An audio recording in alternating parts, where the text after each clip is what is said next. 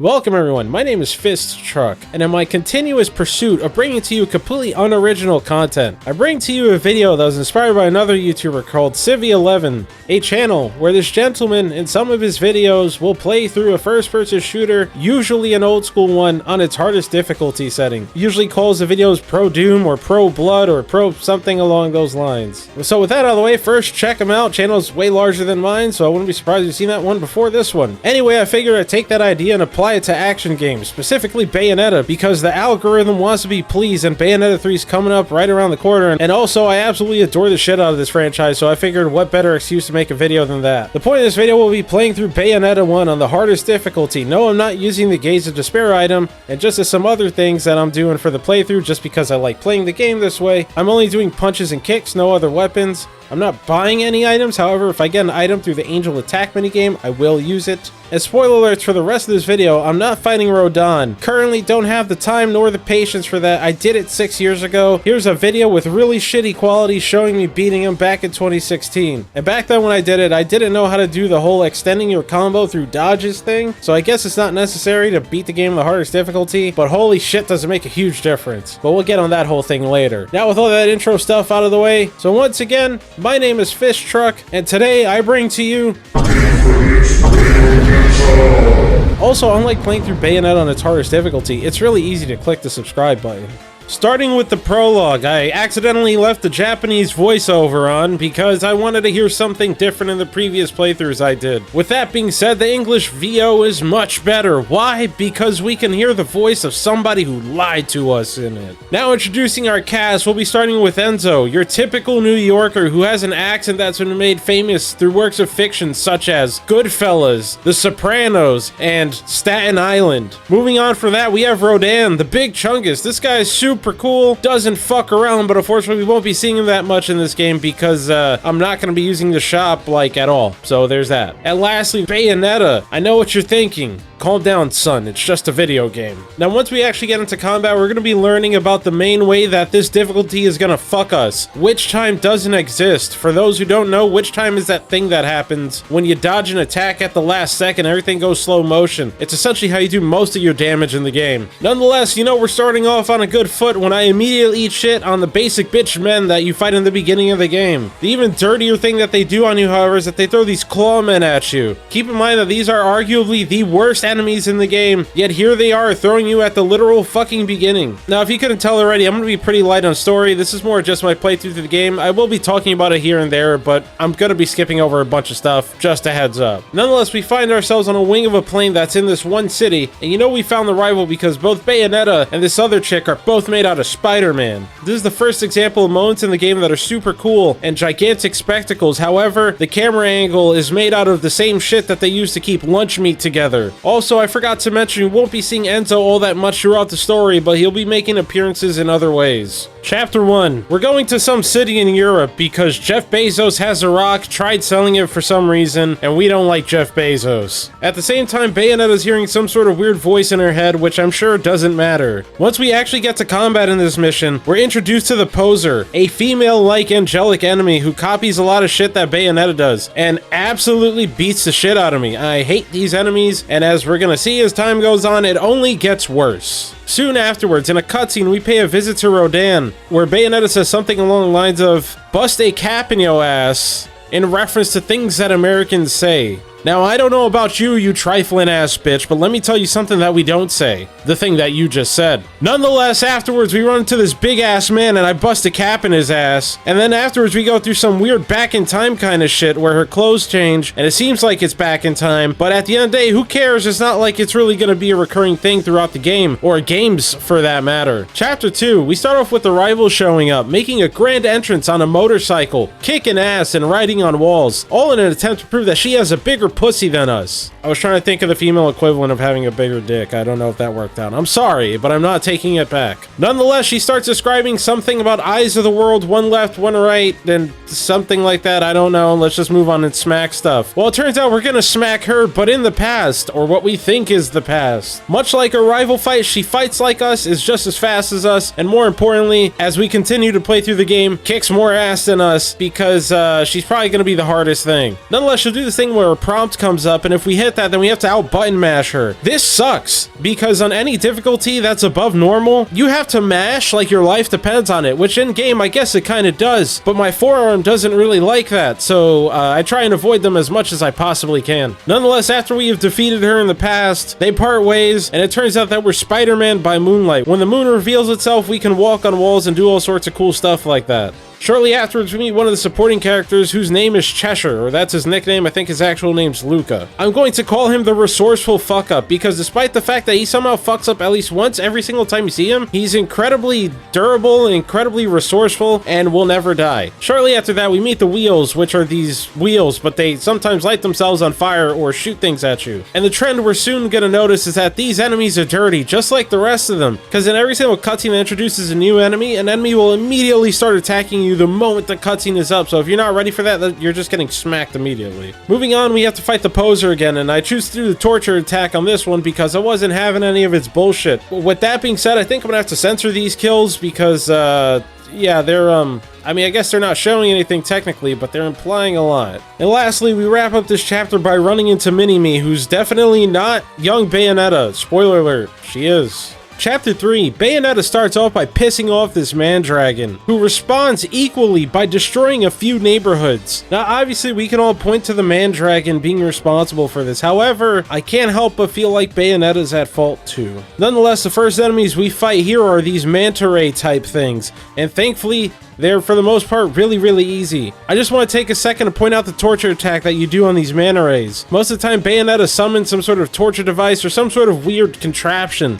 But in this case, she just pulls a giant chainsaw out of her fucking spine. Also, the chainsaw fucking sucks, so that's why you'll see this little collection of chainsaws right here. Afterwards, we meet the good boy, who can actually go fuck himself. It's the dog, ironically called Fairness, because immediately afterwards, it does an unfair thing by attacking you straight out of the cutscene. Anywho, moving on from that, we also meet the Sword and Shield guy. And let me be real, these Sword and Shield guys make me sweat. They're not that bad, but in the grand scheme of things, they're probably on the upper half of being pretty fucking rough. Now, in this game's ever-constant journey of being more and more realistic, Bayonetta finds herself trapped inside of a train car with a wall of lava in front of her, so she does the thing that anyone naturally would do in this situation and shoot a hole through the lava by spinning and shooting a shit ton of bullets, because science. Yeah, that makes sense. After this, we immediately fight two clawmen in this room that has lava. Shit like this makes you lose my hair faster day by day. This is so fucking annoying, because it's like you have to contend with the clawmen, who are really rough, but you also have to contend with the lava, which is kind of stupid, and it just comes together to make for this really annoying situation. And I think throughout my whole playthrough, this is probably one of the moments where I wanted to scream. Nonetheless, moving on, some other stuff happens. We work our way out of this underground section, and we go to this definitely Roman Colosseum. You ain't shit! Chapter 4, we find ourselves face to face with the Mandragon, and let me just say that the Mandragon got the dump truck. I mean that this thing is packing that pussy, bro. Nonetheless, the Mandragon says that Bayonetta takes part in the dark arts. It immediately says this after Bayonetta calls it ugly, which therefore means that the art of calling someone ugly is a dark art. It's not very nice, but I don't think it's that bad. Like, shit, man. Nonetheless, these major bosses are cool as fuck. It's one of those rare occasions in an action game where fighting giant things isn't shitty or a gimmick. It's just a fight against a big dude, and it's awesome, and the scale and the scope and the spectacle, it all comes together, and it's just such a... Oh. Where the hell am I? Yeah, that's a good question. Chapter 5, Bayonetta's wondering where she's at. Yeah, that seems about right. You were just in a Coliseum. Something I find funny is that this mission starts off with you fighting clawmen, and immediately afterwards shows you a cutscene of the clawmen.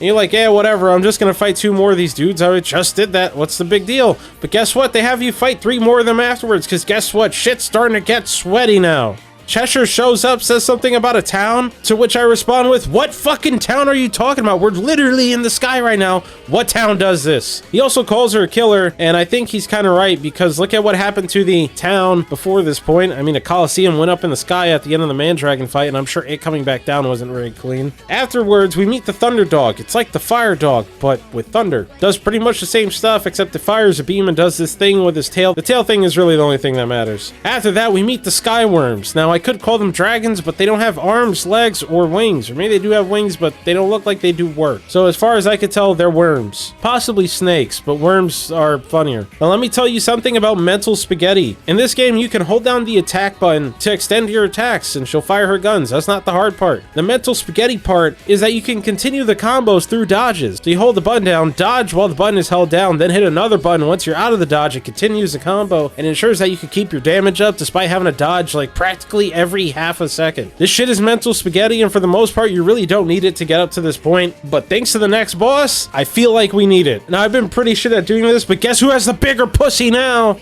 The folds have unlocked, and I smacked this bitch up after she kills me at least once. But that's besides the point. I got that mechanic down, and I would tell you it's pretty sick, but it hurts my thumbs. You're not very good at this game, are ya? Chapter 6, it starts off with us fighting these men that are on fire. Now, just in case you don't know what this means, you cannot hurt these people unless you are in witch time. But guess what we're not getting because we're on this difficulty? Witch time. So what you gotta do is either hit them with the Wicked Weave attacks, they usually end at some sort of combos or require some sort of button combination, or just gun them down like the degenerates that they are. When I saw this, I was kind of annoyed, but with all things being said, it actually didn't turn out to be that bad. But just take everything I said and throw that out the window because none of it matters. The Harbingers of the End Time arrives. They're clawmen, but they're golden. They do everything that the other two clawmen do, except they're more annoying. Now, in every other difficulty except for this one, these guys will not get witch time done at all. But now in this difficulty, all the clawmen don't get witch time done. But with that being said, the fact that these guys' movesets are so varied, they're easily the worst enemy in the game. Now, let me tell you about things I crave. Crave cereal and escort missions. Because now we meet Mini Bayonetta and team up with her. And by team up, I mean we have to escort her because she's a child. In the grand scheme of things, this really isn't that bad. For an escort mission, honestly, this is perfectly fine. Kind of wish I wasn't doing it, but it's okay. It's okay. It's not bad. Doesn't really hurt the game. Also, like I just said, this is definitely Mini Bayonetta, yet Bayonetta doesn't seem to question it or notice it, even though it's so obvious that you almost seem to have to willfully ignore it to not see it. We get into heaven where one of these big men have a weird affinity for this little girl. I guess the big man's baby face so he can get away with it. Or afterwards, we kill what would normally be the first time we run into the poser. I just want to point out that when the poser gets Mini Bayonetta, she kidnaps her from herself. Chapter 7, Bejeebus praised this chapter because we're fighting another big dude. Noodlefinger shows up and he tries to mac on Bayonetta. I respect the game, but this is probably the wrong place and the wrong time. This fight's yet another banger. Once again, a fight against a big dude that's not a shitty gimmick or just shitty for that matter. Also, for all of your enemies in this game being angelic and whatnot, they are incredibly meaty once you punch the porcelain off of them. Especially this thing. This thing is just gross by the end of it. And lastly, I also like the little touch they do, that they always say the same phrase when they die. It's like a cult. Or a lot of religion, but I'll just say it's culty. Chapter 8. Once again, proving that he's a resourceful fuck-up, Cheshire/Luca is driving this car, and he's driving like a whole Fast and Furious. He's built like he's part of the family Familia. One of those was in Italian. Now, this chapter starts off with a really fun, and by that I mean shitty fight on these vehicles. You will often have a hard time judging the distance between these vehicles as you jump from one to another, and if you're like me, you'll probably eat shit on it at least once. Nonetheless, be cheesy on this because what's coming up after this is significantly more fucked up. I took this last trumpet guy and just started styling on him over and over again so I could fill up my meter. Because guess what we fight after this? 3 of those Harbingers of the End Times. I fucking hate them, and when I did this fight on hard, I was like, oh, this is messed up. So guess what? I knew what to do this time, so I did it. So I could just spam torture attacks on them. They suck. I hate these things. But ironically, they're still not as bad as what comes after this, a motorcycle section. I don't get why this part exists. I guess it'd be cool if it was like 30 seconds long, but no, it's not. It's like 10 times as long as that. It's pretty fucking annoying. It's not hard. It's also not fun. I get it's to break up the pacing, but it feels more like padding than anything else, and I think this was just a signature of games that came out during this time, where they would feel the need to break up the pacing by throwing in a segment that was just completely out of left field. Look at all the times in first-person shooters that they had turret sections, or some random vehicle driving segment, just something that just did not belong in the game at all, and guess what? This is one of those. I think if it was significantly shorter, it'd be okay, but we have this instead, and it sucks. Chapter 9. This voice in our head is definitely still a thing, and I'm definitely sure it still doesn't matter. Moving on to the first fight of the chapter, it turns out we have a sleeper cell amongst their ranks. Tuba Man, who used a Kamehameha wave fire from his tuba to blow everyone else the fuck away. Shortly afterwards, we get attacked by the Omegahedron, a sphere with a bunch of sides on it. Why does it want to kill us? Who knows? Why is there a sentient orb in this game? Because enemy design. One thing we're gonna quickly learn is that the Omegahedron is annoying as fuck, except for when you fight it. Speaking of being annoying, we have to get this key that's been broken up into 5 pieces and put in these chests. And guess what? The Omegahedron is here to be really annoying while we try and get this done. If it wasn't enough that this orb keeps smashing the ground and throws Bayonetta off her balance, like 3 of these chests also have enemies coming out of them. 2 of them, I believe, are the harbingers of the end time, and the other one's a dog. Thankfully, unlike the part with the clawmen and the lava, I didn't die, but on the flip side, I still wanted to scream because shit like this is really annoying. Speaking of being annoying, the battle boats arrive. The battle boats, I guess, aren't that bad, except for the fact that they're one of the only enemies that has 0 problems of attacking you when they're off screen. Like, you'll just be fighting one, and then out of nowhere, a beam just comes your way. I think you're looking for an audio cue, but what really winds up happening is that there's so much happening with the music and Bayonetta going, heel kick, that you really don't hear it that well sometimes. I hate these guys. I fucking hate them. The Omegahedron finally returns for a showdown, at which point I wallop the shit out of this thing because it's really not that bad. Granted, being on this difficulty, not having a wish time is kind of annoying for this fight, but now that my folds have unlocked, or I guess more folds have been created, whatever it may be that makes my brain sound better, keeping combos up while fighting this thing is actually pretty fun, and the job gets done pretty quickly. Use a dodo diarrhea man! Chapter 10. We're still in this heaven, space, weird shit type place, and of course there are tentacles because Bayonetta look at her in Japanese. Man-Dragon shows up for round 2 and gets his revenge because he beats the ever-living shit out of me, along with Noodle Fingers, who shows up and gets way less done. I beat the shit out of him instead. One thing that we're gonna quickly notice becoming a trend is a game throwing 3 of the same tough enemy at you at the same time. I forgot to mention in chapter 6, but we fight 3 posers at the same time, and that fight sucks. And guess what we get here? Now we fight 3 battle boats, and guess how annoying this is? Very. Beams, missiles, claws, whatever it may be, all coming from off screen, and it sucks. During one of the cutscenes in this chapter, we see Cheshire/Luca giving Mini Bayonetta a lollipop because time travel be damned. Is this Mini Bayonetta a real Bayonetta, or just some sort of aspect or figment of creation and the infinite? Who knows? At least we get the rare opportunity to abuse time in this chapter. You can abuse the ever-living fuck out of these statues to give yourself constant witch time so you can beat the crap out of anything that shows up here. It's pretty satisfying. I don't know if they intended for you to spam it, but I assume they did because it's there before the fight starts. I'm not even gonna talk shit! Those boats are trash! Chapter 11. The tentacles have revealed themselves to be yet another big-ass monster, and this one is also cool as hell to fight, just like the rest of them. I don't think it's quite as good as the other ones, because the other ones evolved both mechanically and in scope throughout the fight, as opposed to this one, where the scope really doesn't evolve throughout the fight, however, it does become mechanically more involved as time goes on. It's still really fun, even though there are some rare moments where the camera is pretty crunchy, and you can't quite tell how deep some things are. But once again, awesome ass fight. So after seeing the tentacles come out of the thing's mouth holes, lo and behold, it's actually a baby, because of course it is. This chapter's Rule 34, and just like Rule 34, you got fucked! Chapter 12. After slaying the tentacle baby face monster, Cheshire/Luca finally decides to do a whole plot dump on us, and this thing is long as hell. Eyes of the world, something happening once every 500 years, this town being built on some sort of Native American burial ground or some shit like that, who knows? I also gotta reiterate, what kind of town actually has a regular town part in the beginning, bits that are in the mountains/sky, a whole gigantic ass airport, and as we're soon gonna learn, an island with a city. It's a town with a city in it. Also, this chapter is incredibly short for being a enemy/boss chapter, but holy fuck is it sweaty. There's a fight where you have to fight 3 holy clawmen, and then immediately afterwards fight 3 sword and shield men. And just so you know, I don't believe there's a checkpoint between these, and I wouldn't know because I got past the clawmen, and I got up to the shieldman, and I was like, oh no, you're not making me do this again. And this is the only part in the game where I decided to pop a healing lollipop. It was just a knee-jerk reaction, and I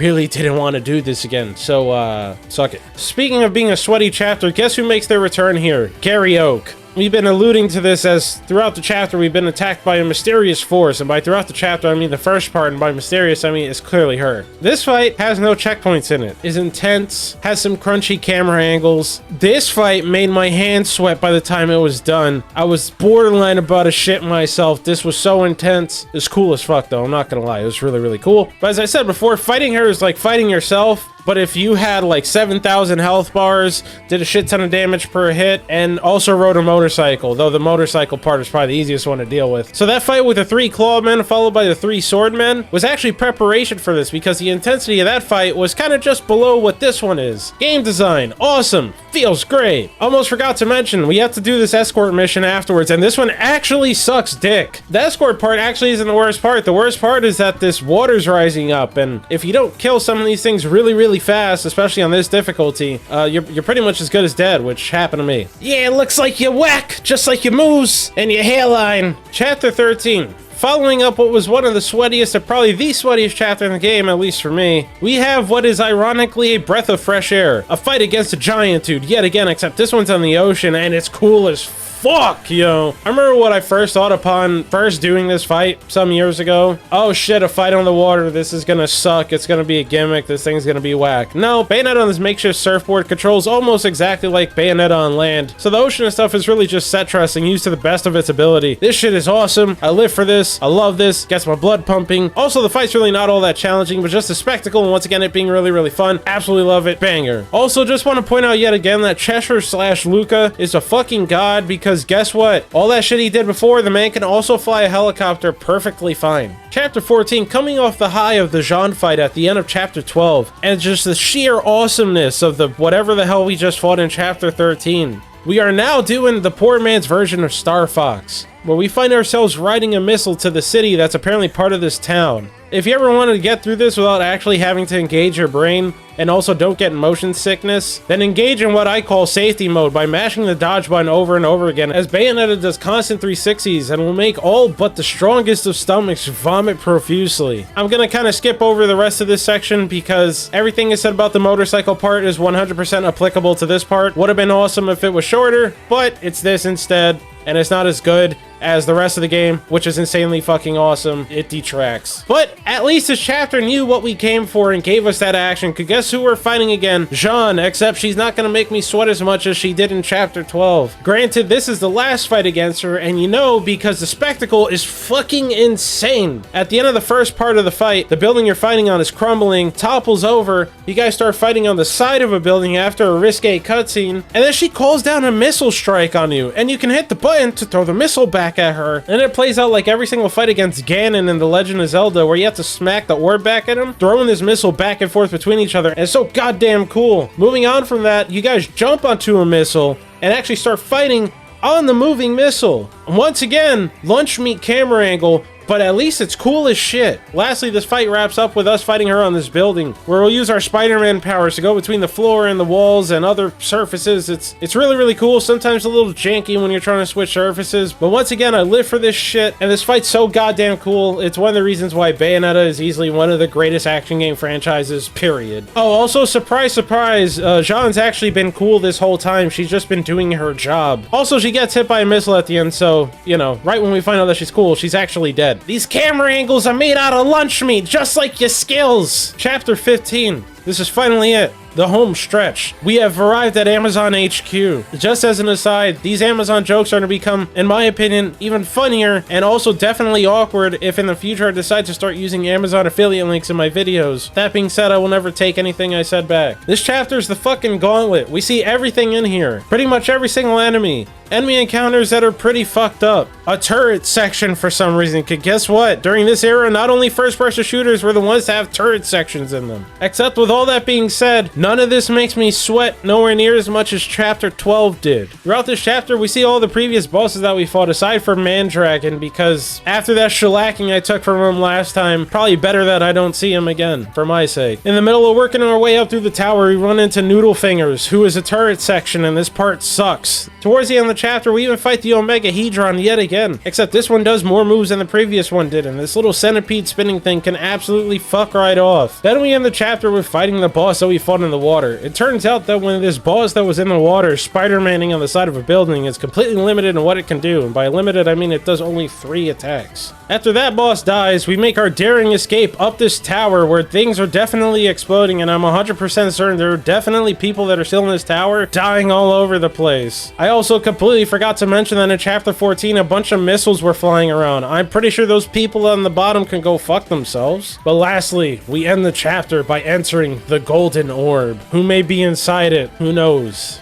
It might be Beth Jesus. Gabagoo, more like Gabapoo. Chapter 16. I hope you like cutscenes, because guess what? Jeff Bezos is here and he's gonna talk our asses to death. There's a lot of plot in here, and a lot of plot I'm about to not talk about. Eyes of the world, left eye, right eye. Bayonetta has the left one, this guy's the right one, or vice versa. I keep forgetting. So Mini Bayonetta's like, Daddy. So he goes, hey, you could call me father, Dad. And she's like, you're not my dad. My dad's still getting cigarettes. He then says something along the lines of, he is this town, which once again, we're literally in a city right now, and the city is a part of the town. Luca then becomes a go woke or go broke Redditor by just laying out the whole conspiracy in front of everyone, at which point it turns out he's right, so he's actually not a Redditor, he's a journalist. But it also turns out that not Jeff Bezos is also part Saudi Arabian and attempts to kill Luca / Cheshire for being a journalist. So what winds up happening? He calls down some of his angel homeboys to stretch him to death, just like they did to his father.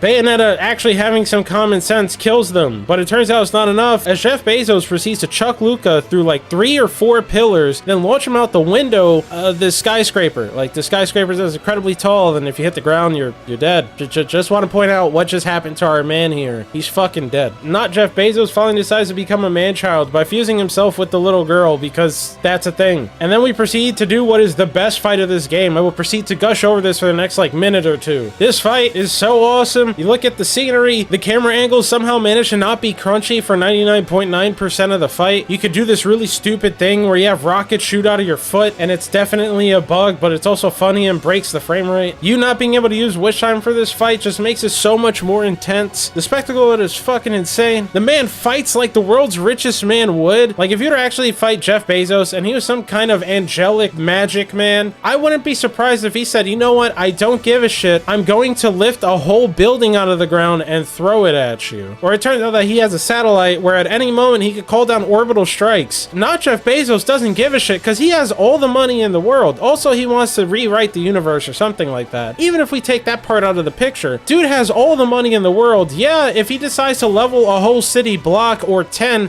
it doesn't matter. He could just buy it again. No big deal. People decide to go, hey, this man's being bad. Well, guess what? Here's money. Shut the fuck up. Or I'll just throw you through 5 more pillars that I just have lying around, because guess what? I could just have those fixed again too, because money. And if that wasn't enough, guess what he does? Turns out the orbital strikes aren't enough, so he decides to strike you with the orbital strike machine, aka the satellite, calls it down. It would be devastating to have a whole ass satellite just slam into the ground, but he doesn't care because he has money. The man's on a mission. Nothing's gonna stop him. Public perception be damned. Not only that, but when you start the fight, you see he only has 1 health bar, which is a clear debate, because right when you do the whole climax attack to finish him off, he kills your summons. No one else has done that before, and I love that it's just the kind of way that they show how much of a badass this guy is, yet also how he's incredibly fabulous at the same time. Also, I know I haven't been talking about it like at all, but the soundtrack in this game is fucking nuts, and I think this song in particular is my favorite one throughout the whole game, and I'm happy that it made a return in Bayonetta 2.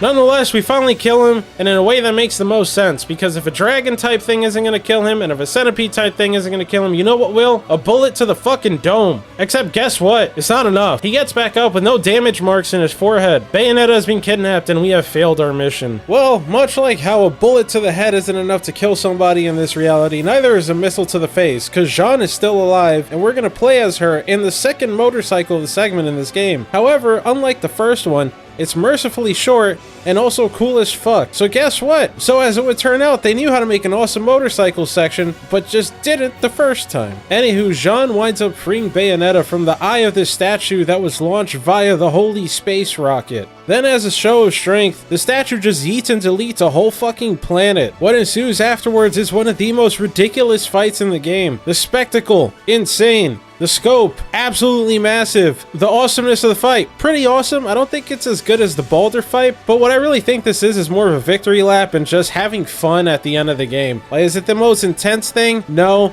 But it's cool as hell, it's exciting, and after you beat the boss, you punch the soul out of it so it could get killed by the sun. And if you happen to fuck up directing the soul to the sun, and you accidentally hit another planet, it destroys a whole planet that kills you, which is what happened to me. So as it would turn out, the statue's so huge that if it hits the planet will die. So Bayonetta and the unsurprisingly not dead Jean team up to break this statue to pieces, but unfortunately Bayonetta dies upon entering the atmosphere, which is what brings us to this last cutscene. They're at a cemetery burying Bayonetta, except she's not dead because I'm really good at building tension. Both her and Jean team up to kick some angelic ass. We get blessed with the presences of both Enzo and Rodan for one last time. As the credits roll and the occasional fight breaks out during the credits, except I don't feel like doing any of these because I'm done. I beat the game, and I don't have to prove myself with anything, including doing any optional fights that may or may not be in this game that I did 6 years ago and have an incredibly shitty recording of. So if you haven't played Bayonetta, first, spoiler alert, but I did say that at the beginning of the video, so at this point it's your fault. And also, you can play this thing on pretty much any platform at this point. In my case, for this video, I played this thing on the what the fuck?